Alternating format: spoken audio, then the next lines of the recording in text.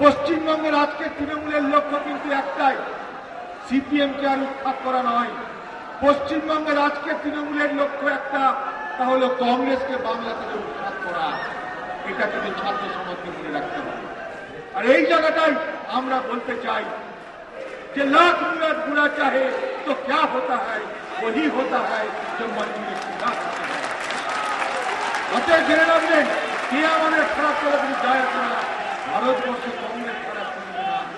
যদি হিম্মত থাকে এই তৃণমূলের নেতা নেত্রীদের, তো আগামী 2014 সালে একা একা লোকসভা নির্বাচন হবে। একা একা লোকসভা নির্বাচনে প্রমাণ হবে এই বাংলায় কাদের ক্ষমতা আছে। কংগ্রেসের সাহায্য নিয়ে, কংগ্রেসের সহযোগিতা নিয়ে, কংগ্রেসের পয়সা নিয়ে ক্ষমতা দখল করে এখন কংগ্রেসকে আর ভালো লাগছে না। কাজের সময় কাজী, আর কাজ কুড়ালে পাজি। তৃণমূলের নেতা নেত্রীদের আমাদের চেনা হয়ে গেছে, কে কত বাহাদুর আমাদের জানা হয়ে গেছে। এই সরকারে একটাই পুরুষ, বাকি সব মহিলা।